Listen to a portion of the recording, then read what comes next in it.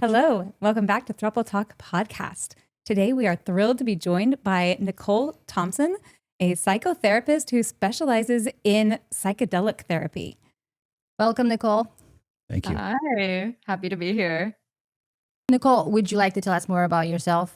We would like to hear more about your work. Yeah, so happy to be here and hello to all of your audience. I did my dissertation on relationship anarchy, so I've really specialized in sex, relationships, and psychedelics and the crossovers between all of that. I wrote the Psychedelic Jealousy Guide, which is looking at my clinical training in psychedelics and how to work with jealousy and non-monogamy, specifically that crossover. And then I'm also the host of Modern Anarchy podcast, where I explore all these ideas each Wednesday and get to build a following of pleasure activists who are passionate about, I'm sure, many of the same topics that your community is passionate Yeah, about. we listened to your podcast. You have a lot of episodes. Good job. Yes, I appreciate that. It's been a really fun journey. It's definitely been a healing space for myself coming from purity culture. And so I've learned so much from all the different guests that have come on that space to help me expand too in these areas. I'm very curious. What inspired you to do a psychedelic jealousy, hone in on that? Oh gosh. Okay, so you're doing your dissertation on relationship anarchy. You're expanding in your own personal life, plus your dissertation, plus your training in psychedelic assisted psychotherapy, and you're getting clients who are non-monogamous looking at you being like, "What do I do with this?" Right? And so I have all of these things coming together at once, and so it starts to become so clear because we talk about psychedelics as non-specific amplifiers of your emotional state. I think we could get more into the nuance of what that means, but I also think non-monogamy is a non-specific amplifier of your attachment. I feel like you can take that drug and say, wow, that's an intense ride to realize where I feel secure, right? And so for me, a lot of these things started to really cross over and become so clear, I think, because of the positionality of what I was studying and doing. To get started, can you explain to us what are psychedelics in case anybody who's listening does not know? Oh, that's a good Yes. idea. Yes, absolutely. It is a great question, right? So, psychedelics are a class of drugs that alter perception, cognition, and mood, and they often have hallucinogenic properties. So, we're thinking about things like psilocybin, ketamine, ayahuasca, right? Just to name a few, MDMA, all these different substances. Even cannabis can be considered under that umbrella as well. And so, all of those are different forms of psychedelics. Particularly in therapy, we use ketamine since that's what's legal right now. We have access to do.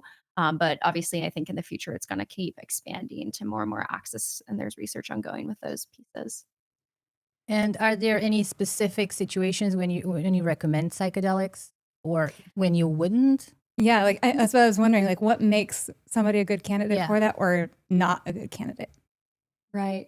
Yeah, it kind of reminds me of yoga. It's almost like asking who's a good candidate for yoga, you know? Okay. I think if you're of sound mind and stability in your life and your health, there's a lot of benefits for most people. People find a lot of benefits in these substances even outside of a therapeutic container in terms of recreational use, right? I think the instances where I say it's not a good fit can be depending on if you're taking medications that would be in the future when we have access to MDMA, there's a lot of serotonin going on in there. And so if you're on an SSRI, that would be extremely dangerous to take those at the same time, right? So there are biological pieces depending on which substance you're taking. So it's important to track that for your safety. But beyond that, the reasons where I would say it's not a good fit would be if someone truly doesn't have a stable situation at home to go to. There's like big ethical questions around, whether it's safe to do psychedelic assisted psychotherapy for someone who's in a domestic abuse situation, right? Because you're coming home after that session, having that expanded state of being very open, right? So stuff like that is kind of when I start to say, this might not be the best fit. But beyond that, I think there's a lot of benefit for it, even outside of a therapeutic container for recreational use. Yeah, that's a good point. I never thought about how living in a situation with abuse would not be ideal for you to. Right, right. Because you're coming home in that altered state, right? And so those are kind of the nuanced situations as a therapist. Yeah, exactly. That I'm thinking about. But for people who are stable, who are able to access this medicine, it can be really transformative, both in a therapeutic setting or in a community setting as well. So do you use it usually in community setting? Like if you're working with a couple or a throuple, would you recommend to do it all together or like just one-on-one with you and an individual? I think it depends on what the goals are, right? So if I have clients who are wanting to really work on their own attachment, there can be a lot of benefit to going inward, especially with something like ketamine, which is what is legal right now. It's a pretty significant mental experience, and you get a lot of benefit when you close your eyes and go internal with that. So, when we do group experiences, we invite each person to go into their own individual experience and we come back and integrate it together. And so when someone is even doing it recreationally, if, as a therapist, I provide harm reduction in terms of trying to minimize the dangers of drugs, all the way to pleasure enhancement for folks who are accessing these sorts of medicines. So I would provide recommendations to, yeah, like have a sitter who could be there for them, and then invite those people to be able to go inward and explore those parts of their psyche. But there are also other uses, right? Like therapy is not the only way to do this drug. These drugs have been used in community for thousands of years in very different ways, right? It's not always this Western model of in a therapy office. So there's also a lot of things that you could do that incorporate play. People incorporate pleasure and sexuality on these drugs too, right? You can't do that in a therapeutic office, right? And there's a lot of That would be a little safety. weird, but Right, exactly. Different And kind of so therapy. It depends on the therapist. exactly. Right. And so there are a lot of ways that there's things to expand with on this drug that you can do, recreationally within a safe context that are important too. Yeah. Are there certain situations where you would recommend, like, you would only do work on this with the assistance of a trained psychotherapist or Totally. trained therapist to help with this? I think it depends on where you're at, right? There's a real reality, specifically in non-monogamy, that you might get a clinician who has no understanding of non-monogamy, no awareness of it, and you can actually cause harm. They can look at you and say, "Why are you in a throuple? Oh, yeah. You actually have We've heard attachment stories issues." yeah, like that's your Yeah. problem right there. Yeah. Yeah. And so just get out of this. totally. And so if you only have access to a therapist who is doing that, then absolutely not. I would not recommend going to a therapist for that sort of expansion on psychedelics. So in that case, it might more sense to find an outside container, because the safety and ethics of that are actually safer for the client to find a therapeutic support that's not within this Western model of therapy that often has a lot more to learn. It seems like it's getting a lot more mainstream because I'm seeing it all the time. Like everybody's going on an ayahuasca to a Yeah. ceremony or something. And I was surprised. Recently I saw Jordan Peterson. He's so straight edged on Joe Rogan talking about doing 7 grams of, psilocybin. Like, you really? Like, you did? Mhm. I think everybody's doing it. Yeah. I mean, a lot of the research with MDMA is with veterans, right? So it's a really powerful way to transform the cultural consciousness, particularly with more conservative folks, right? Because when you start working in that lens, it kind of expands it out. And there was research going on with things like MDMA in the 70s and the 60s for relationship therapy as well. And so that drug is currently not legal to be used. There's still research going on with it, but a lot of people still find benefit from that recreationally out in their own relationships. And so there's a lot we could get into in terms of the safety and how to do this in a way that's really, productive for the things that people are wanting in their relationships. And is that something that you offer, like as far as resources or things that you would point people to if they're like, hey, we want Absolutely. to try this, but how do you do it safely? How do you do it Right. in a smart way? Right. Right. That's the piece of harm reduction that is so essential, right? So we don't shy away from having these conversations because reality is, especially with something like MDMA, it can be laced with other things like fentanyl, and people have died and had overdoses from this, right? And so it's important that as a therapist, we talk about this, even though it's not quote unquote legal, because people are doing it and it's important to be educated. So test your drugs, right? Step one is definitely test your drugs and make sure you have a safe supply to do that. Within that framework, having a sitter, that if you have a trusted friend, someone who can be sober and safe of mind, right? There's also Fireside that offers these hotlines also for folks who don't have a sitter to be able to call if you were to have a challenging trip and needed that sort of support. But yeah, finding a sitter who could support you is really an essential piece. And then getting into the set and setting of your experience, right? That's a really big concept within the psychedelic community is what is your mindset and also the setting that you're taking the drug in, because that's what makes or breaks a bad experience on psychedelics, which is also the same thing with non-monogamy. It's about your set and setting. There's so many people that have had a bad trip on LSD and say never again. And there's so many people who had a bad trip on non-monogamy and say never again. Right? And it's like okay, it's not the drug. Yeah, it's not the relationship structure. It's about your set and setting for both. Interesting analogy. Yes. Yeah. So see, now you're starting to see it, right? That's what was coming through to me of like this intense experience, this paradigm shift. And it's really about your set and setting rather than the drug or the relationship structure. So if there was a throuple, let's say, that wanted to improve something, jealousy or any aspect of the relationship, and they wanted to explore plant medicine to do this, where would they start? What would be the first psychedelic they would want to try? It's going to depend on access, of course, right? And what is accessible with the healers that are in their area. I think that's a tricky situation to answer, particularly. Again, legally, ketamine, that's where they could go and get that sort of support if you're wanting a legal psychotherapist to do this. There are other states like Oregon that have decriminalized psilocybin use. So there are access to that, right? So it's going to depend on your access to these sorts of things. And then within that, it's really important that all of these psychedelics, they're doors to a similar level of consciousness. Each one's going to be different, right? Ketamine is a bit more of a dissociative than something like MDMA, which is much more of a stimulant. So you're going to have different experiences on it. That is true. But they're all doors to similar levels of consciousness. And so within that, there's a lot of work that you can do within any one of these substances. And we always talk about how psychedelics are not silver bullets. If you're wanting your throuple to be more connected and feeling more secure, it's not like you can just take this drug and it fixes everything. In fact, it can often make things worse if you really don't have the ideal container because it can bring up all of these feelings that maybe someone hasn't processed, has never said before, all of that, right? And so I would say the most important thing is that regardless of where you do this, finding a sort of container where you can set an intention and really process the experience afterwards. We talk about that as integration. That's really one of the biggest pieces here is that the jealousy is not going to just transform regardless of which drug you take. It's actually about the integration after the psychedelic experience where you're processing that the true change will happen.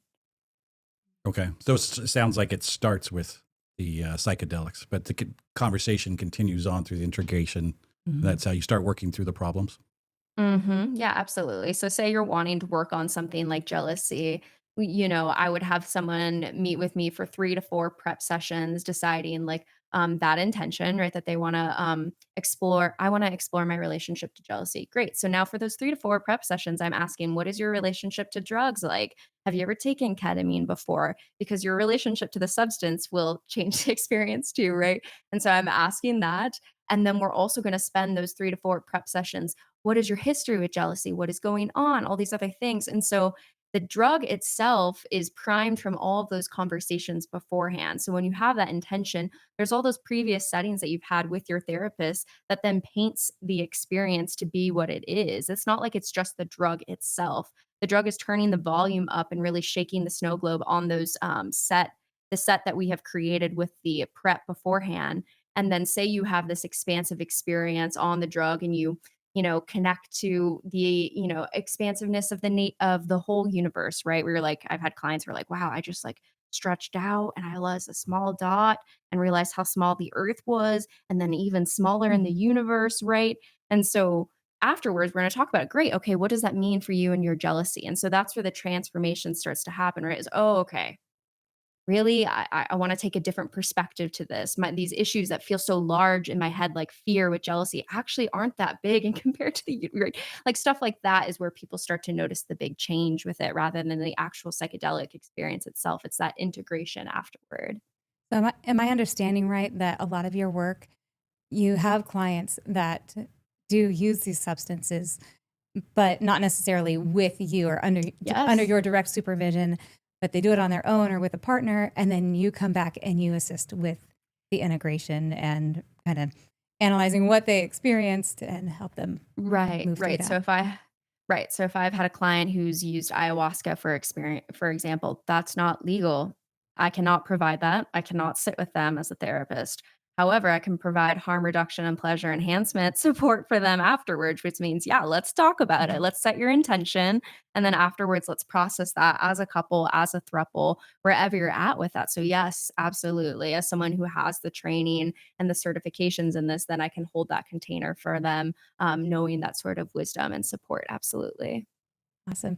How would you uh, advise someone, maybe especially somebody who has experienced these things or has done extensive research and they know this is something that they want to do, but maybe their partners are hesitant or outright like, no way, that's a Yeah. deal breaker for Uh-huh. me. Yeah. Yeah, well, you got to move at the speed of trust, which is something they say within the psychedelic community. And I think we should definitely be saying in the non monogamy community, Huh. right? That's like asking, what do you do with a partner who is scared to move into a throuple, right? What do you do with a partner who doesn't want it? You definitely don't force the drug down their throat, right? Mhm. Because you know that they're going to have a horrible time and they're going to resent you. Why did you pull me into this dynamic? Why did you force me to do that? So the people that are hesitant, I think that they have to come to this on their own and want it just as much as you would say that with non-monogamy in general. I think, with that, there's a lot of research that you could show them for both things, right? You could show them the research on sexual and relational satisfaction in non-monogamy. You could show them the research on transformation with psychedelics, and that might start to get some of those gears spinning to see it in a different way because both things have had large systemic oppression around them, right? Oppression around sexuality, oppression around drug use. And so there's so much for us to unlearn culturally with both of these things. So you could definitely provide them research to kind of start getting those gears changing. But at the end of the day, you definitely should not force anybody into either situation. Yeah, that absolutely makes sense. Kind of on a related note, when you switch Yeah. back to thinking about using psychedelics to enter into non-monogamy, have you had any personal experiences where like you've used some of these things to work through maybe insecurities or resistance to opening up? Yeah, absolutely. Even in my own personal life, I would say that psychedelics were essential to deconstructing purity culture and this belief that I should only have one partner for the rest of my life, right? Huge. It started when we think about psychedelics, there is an increase in the neuroplasticity, right? So our brain usually thinks in these very clear neuronal pathways. And when you take something like a psychedelic, it starts to connect neurons in different ways and you see more firing up in the brain. And so you can start to think about things in a very different way. You can start to take a little bit more perspective from your thoughts. And so in my own journey, psychedelics have been revolutionary in, at minimum, connecting to my body. Again, wow, radical Mhm. breath orgasms before on psychedelics that I am still working on cultivating in my day-to-day life, but in that altered state of consciousness where everything is turned up the dial in terms of sensation, you can really feel that.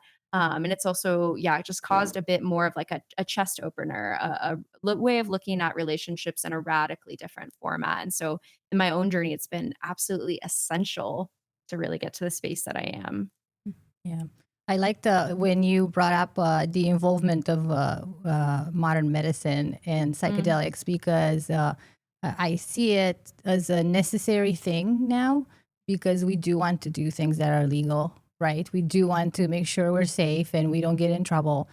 But I do see how it becomes very clinical, where I look at psychedelics with my limited experience of them as something that is very natural and very holistic, and it shouldn't be so controlled. And then when you put the legality on it, it becomes very strict. I think I've Right. never tried any like the It's therapy. outside of the American sick care system Mhm. and big pharma. So It there's no is. profit It's in the it. opposite of it, right? Yeah. But then you have to make it. You have to have it in a legal setting. So then, like you were saying, Nicole, you're in an office. Everything's just not, like home or comfortable, or it's not a ritualistic setting, for example. Or how would it be? Like, can you walk us through a session that you would? Yeah, actually, Totally. yeah, to tag on to that, are the sessions that you do, are they in like an office, like a clinical setting? Do you do like White lights shining. Right. Right. That's, On a that's kind of couch. that's kind of what I Everybody's in pictured. lab coats. They're in scrubs and lab coats. Right. I mean, it's much cozier than that. And to answer, just to respond to that comment about legality. I mean, let's remember too that in America, alcohol was illegal for many years with prohibition, right? So like Right. I'm the first person to question the government, you know what I mean? Right. But yes, within the legal frameworks of therapy, right, which we have much more cozy spaces, right, where like there's a cozy couch, you're able to have an eye mask because it is that inward focused journey.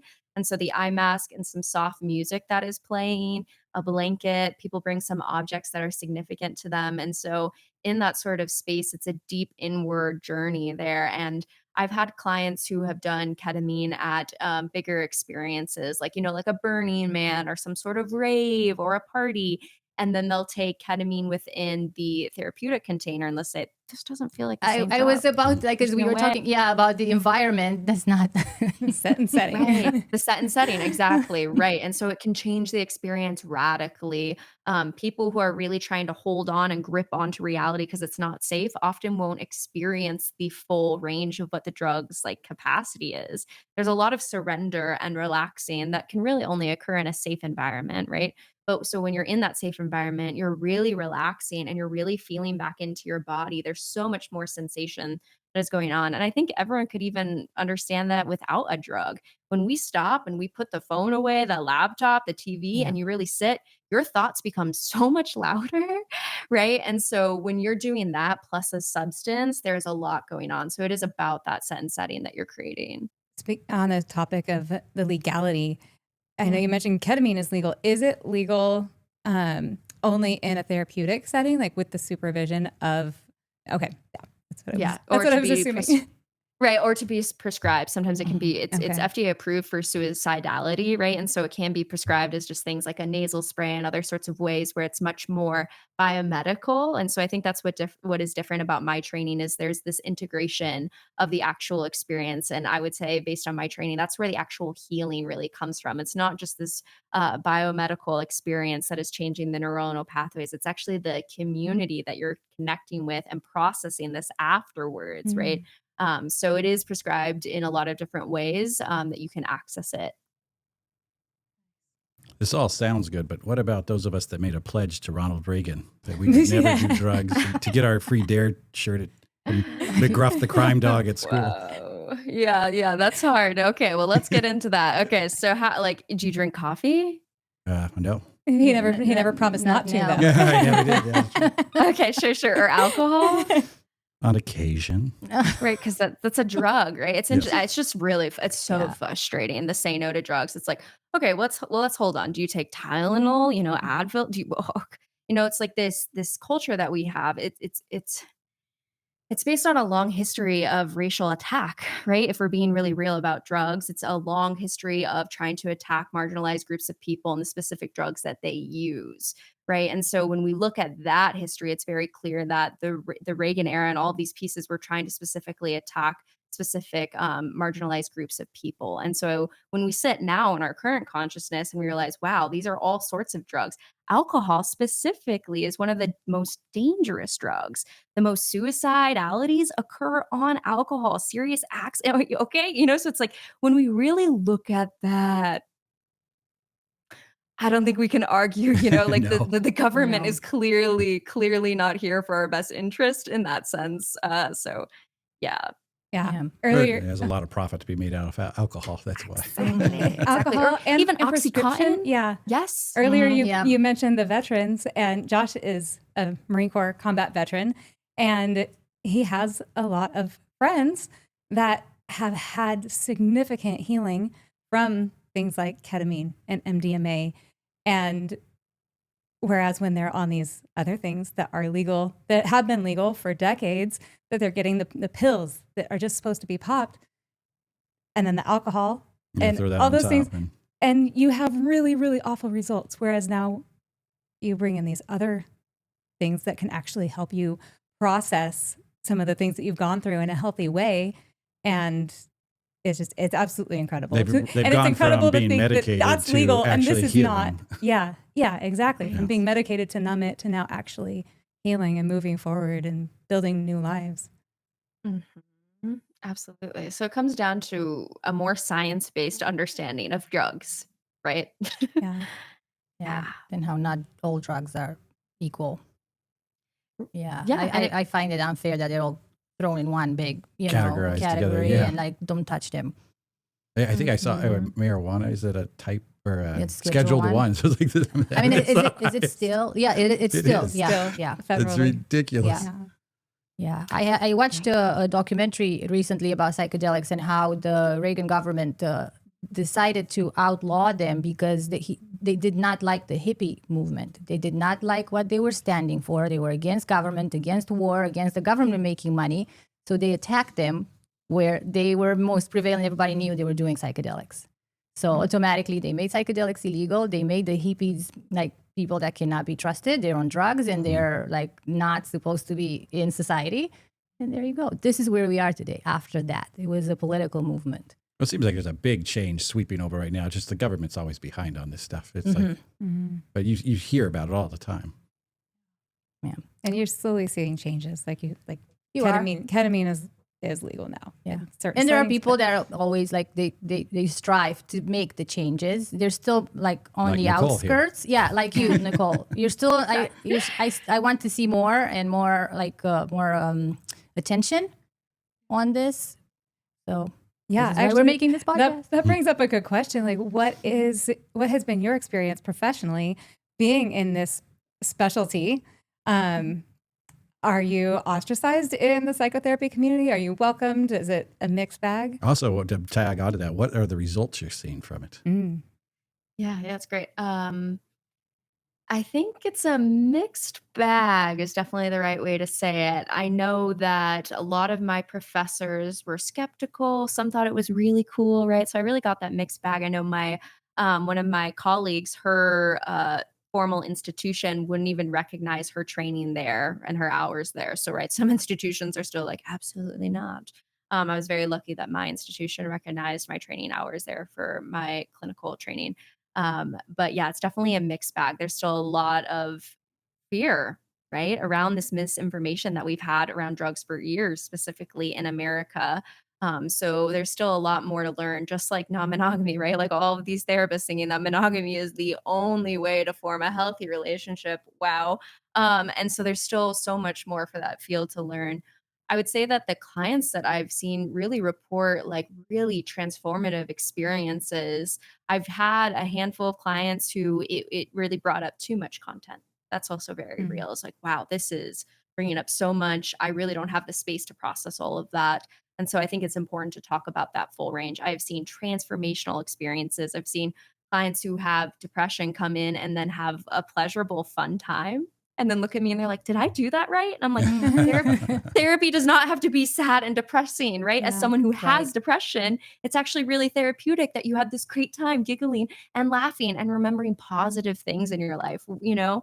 But I also have had clients where it truly does bring up so much that it's really challenging to sit with. And so I don't want to sugarcoat that and say that it's completely all joy and butterflies and rainbows. The reality is it's growth is hard. It's supposed to not be all joy all the time. So right. And that's what they say about therapy too, right? Is that it often can feel worse before it feels better. When you're going into trauma therapy, you often get out of that session going, wow, I just talked about a lot. And that's a hard day to go home, right? And so I think psychedelics can kind of be looked at that same frame as it can bring up a lot of content, which is why I am so passionate about integration spaces rather than just the biomedical, because I would get clients calling who said, like, I had a nurse administer this drug. I was in my room by myself and I had this really intense experience and no one was there to support me.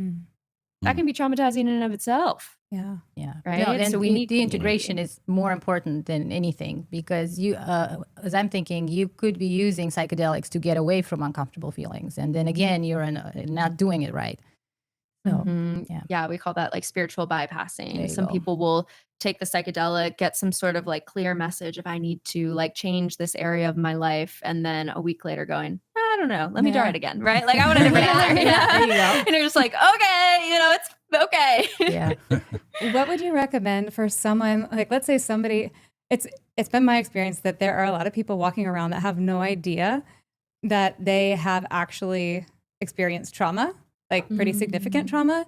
Yeah. So what would be your recommendation for somebody that tries one of these psychedelics and something comes up that they were unaware of, and now they're like outside the window of tolerance, right? They're like freaking out and they don't know what to do. Where would you suggest they start with that? Are you talking about like during the actual psychedelic while they're on the drug, or like after they get out? Like after, I mean, I guess, or maybe both. I mean, hopefully if it's during, you have somebody there that can support you. And Totally, right? Yeah, totally. Or Fireside, which has that hotline that people can call for support that is free. They have hours that they're not available 24/7, so that's important. But beyond that, when you're on the substance, and this is where some of the stuff with non-monogamy starts to parallel, I would recommend the same things. When you hear that your lover explored something new and you're feeling that intense surge of reactions and fear and cortisol in the body, or if you're having that really intense psychedelic, the most important thing that we can do is come back to the body first. Truly, try to be with the body, because you can keep trying to rationalize your way out of that. But what is happening when you're activated is we are now in a different part of the brain. Often, when we're thinking, we're in the prefrontal cortex. We make executive decision making skills there. But when we get activated into fight, flight, freeze, fawn, right? The trauma responses, we go back into our amygdala, more of these mammalian parts of the brain, and we're activated and we're no longer thinking in the frontal cortex, right? And so it's hard because when you're there, you're like, I want to understand what's going on, what's going on, what's going on, what's going on. But if you can just take that deep breath and say, wow, okay, I feel my toes on the ground. I feel my breath in my lungs. What you're doing is you're slowing the mind down by coming back to the body. And that actually starts to bring that peace. And then we can work with bottom up processing with the body upwards. When you take that deep breath, each time you're activating your parasympathetic nervous system, it's slowing you down, it's bringing you back to the prefrontal cortex, right? So whether you're having that moment of jealousy or having that intense trip, the first thing I try to get people to do is come back to the body. And that's a practice, depending on how good you are with meditation and being in your body. Some of us don't have any of those skills yet. And so it can be really hard to actually stay there. But when you are, and then you have that awareness, that's when you have the ability to transform the experience. When you're in the drug, you can remind yourself, this is a drug, this is a wave. It will come to shore. I will land, right? Same thing with jealousy. This is an emotion. It will end. There will be tomorrow, right? But those are sometimes hard to remember when the mind is spinning. So really, I try to get people to build that body connection first. That's a good point. Looking at jealousy, for example, as a curve. It's not. I've never heard that before, because I'm always thinking, oh, I'm jealous, so therefore I'm jealous, so I'm jealous, even though I'm not always jealous, And right? I will always be I jealous. will always be jealous. It's an up and down. Like, I'm not always sad or always happy. I never thought about it that way. Right. It's such a stigma on jealousy. Oh, you're a jealous person. And that's it. Right. Like, no, I'm not always jealous, but maybe sometimes I will be for the stupidest things, usually, right? And Totally. Yeah. And that's where I love the framework of psychedelics. When I wrote the psychedelic jealousy guide, of getting curious about what's going on with our jealousy, right? When you're jealous and we look at the set and setting, is it your mindset that, like someone like myself, right? I came from purity culture. I had a purity ring. I thought I was going to be married to one person for my entire life. And so when my partner kisses someone else, it is challenging all of that mindset narrative that I came from, that is making me feel an intense, significant experience in my body of cortisol and stress. Or is it the setting? Is this guy lying to me repeatedly? Yeah, of course I'm gonna be jealous when he goes on another date and hasn't been answering my text, right? And so, like, sometimes it's a mix of both, of course, right? We all live in a current society that is not very supportive of non-monogamy. We do not have enough representation to put that there. So that's an important part of the setting, right? But it can be really helpful to get clear on what is it? Is it the mindset? Is it the setting, right? Because you really shouldn't be beating yourself up for feeling jealous if you're with someone who lacks emotional availability, right? That makes sense that you're experiencing that. I find the psychedelics, while I was researching for our episode, I was thinking this is an actual good resource, because we meet throuples with problems all the time. What can I do? What can I do? I want to be in a throuple, but I have this problem and I don't know what to do. What can I do? It's like desperation. Years of work and hardship, and they get together and they break up and they get together, and it's tough. And of course, looking from the outside, somebody who's not pro non-monogamy, well, this is your problem. Just be monogamous. But if that's not a solution, I really think maybe psychedelic assisted therapy might be an actual tangible solution, something that we can do. I'm curious, are there different levels? I mean, I'm sure psychedelics aren't rated all the same. So it's like somebody that was just wanting to get into it. Like a lighter one, something to like your dip a toe. Like that book by Dr. Leo Marvin, Baby Steps. I don't know. If you went to baby steps. Sure.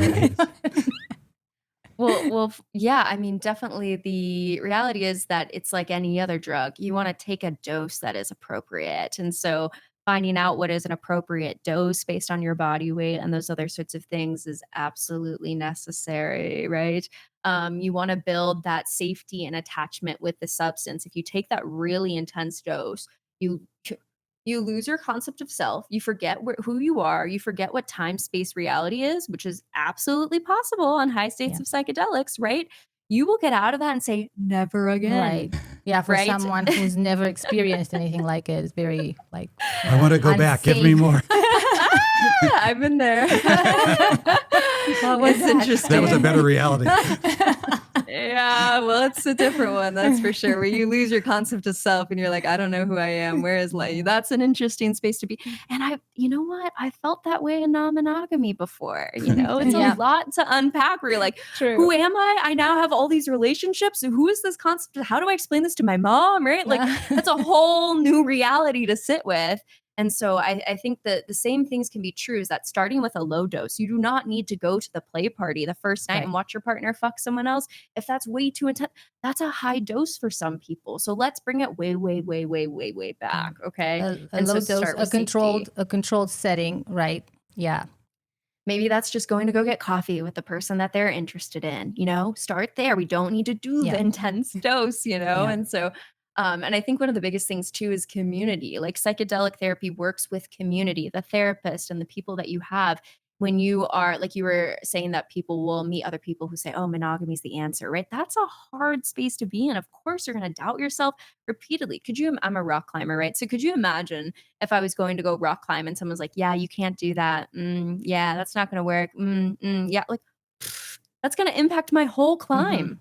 Yeah. Whole climb. And so you have to find community. That's the biggest thing that I say to people. If you want to change your view on drugs, start surrounding yourself with people who are educated on the topic, not people who are spouting things that are past levels of lack of science and awareness. And the same thing with non-monogamy. Surround yourself with people who have similar values, and it will be life-changing. Truly, if I've learned anything as a psychotherapist, it's that community is the biggest thing that will form your mental health and well-being. So transforming that, I would argue, is even more powerful than a psychedelic, truly.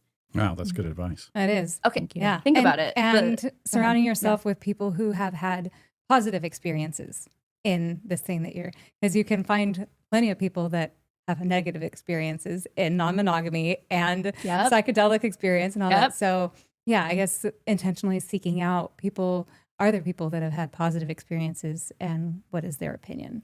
Mhm. What is their Absolutely. advice? Yeah. And we're seeing this happen in our current day and age under capitalism, where like people will take a psychedelic, and then if you're in a circle of hedge fund owners, they'll say, great, how do we capitalize on this to make millions of dollars?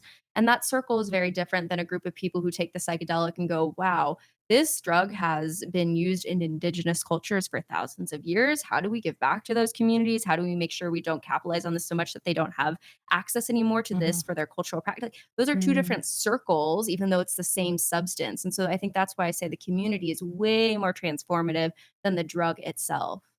Well, I would say if anybody's interested in trying psychedelics, or if you're not interested in trying psychedelics, don't say no right away. Kind of give it a chance. Yeah, and so many people are using cannabis right now, which Yeah. is a psychedelic, And right? it was such a big deal. Like, oh, they're gonna make it legal. Everybody's gonna just get high, and it's gonna be a disaster. And look at us, we survived. I know. We were living in California when it got legalized there, and it didn't really change anything. You just started selling it everywhere and being Yeah. taxed. Maybe at the beginning a little bit, like people were like, oh yeah, but then it just became a normal thing, right? Yeah, it was like just- nobody's overusing from my. Yeah. I think it's important to talk about addiction research too. Are any of you familiar with the research of Rat Park? Mm-mm. Mm-mm. Okay. So there's a great YouTube video on it that you could watch. There's a TED Talk. So if you search up that or put that in the show notes for your listeners, it'd be really helpful. So back in, I think it was like the 70s, they had these research experiments with rats trying to understand addiction. And so they put these rats in cages with cocaine and heroin water, which often in our society has a very negative context. And the rats drank the water to excess and died, right? And so then the experimenters later came back and said, wait a second, like we put these rats in a very small cage. What if we made a bigger cage where there are other rats, there was things to do, stimulation, other stuff? In that cage, they barely touched it. right? And so it was a huge rewriting of our addiction theories because we just think that, oh, the drug is bad, but we have to take a wider lens to the cage that we're all living in, right? Specifically with vets in the Vietnam War, there was a lot of use of heroin abroad. And so people were worried about that continuing when it came back. When people came back, it really stopped. We use heroin under different names like Dilaudid, right? In hospitals all the time. Yeah. And then people go home and they don't have these addictions, right? It's about the cage that we all live in, right? And so when we're worried about addiction, I think we have to take that broader lens to understand what is the cage that someone might be. That might be systemic poverty and systemic trauma. That might be surviving under capitalism, all these different things. And that's what is contributing to addiction, not necessarily the drug itself. Yeah. Yeah. It's that thing. Are you using it to feel better or to feel even better? Because if you're just trying to feel better and run away from reality. Sounds like if you're whether you're using it to solve your problems or escape them, Mhm. that's the difference. Good point. Well, Nicole, thank you so much for your time. This was a very good conversation, and I've learned a lot. Same here. Yeah, I learned a lot today. Thank you. Is there anything we haven't asked you that you wish we would have asked, or anything that you really want to share with our listeners? Yeah, I hope that people set intentions for their psychedelic use and for their non-monogamy experience and understand that intentions are almost like a light post in a distance, right? We can kind of take different routes to get there, but it's a bit of where we want to go. That's a really powerful thing that I invite all clients to do is what's your intention for the psychedelic and what's your intention for non-monogamy, right? For me, it is to experience the most expansive form of love and connection that is possible and to support my partners in the development of their own unique vision of that because I've realized that their vision of that is going to be different than mine, right? And so that sort of intention is powerful. When you have that, you can hold on to that when those moments of fear come up and all these other waves that you're riding. And so I want to invite people to set intentions and also, yeah, to really find the community that resonates with them. Again, psychedelics are just a tool. They are not a magic bullet. It is going to amplify the things that are already present in your life. And so I hope that people can understand that really it's about the community that you surround yourself with. And that's the most transformative thing I've ever learned as a psychotherapist. Beautiful. Thank you. Awesome. Thank you. We'll make sure to put your Yes. contact information Yes. and Modern Anarchy, the Yeah. podcast, on our show notes so our listeners could come check it out. Yes. Yeah, and my psychedelic jealousy guide is available for free on my website. Part of my values of a psychotherapist is providing free education and content. So that's available for anyone who wants to go download that at modernanarchypodcast.com. Excellent. Thank you. We will put all those links in the Yeah. show notes. Nicole, thank you so much. This has been Perfect. a great conversation. Excellent. Thank you for watching. Don't forget to subscribe, share our videos, and join our Facebook group. That's the name of our Facebook group. Yes. Yes. If you are in a throuple or hope to be someday, head to Facebook. It's Throuple Talks Connection Hub. And don't forget to like this episode if you got any value from it. Leave comments and let us know what resonated. It helps a lot with YouTube also knowing that this is valuable content. So any likes, subscribes, comments helps a lot. Thank you. See you next time.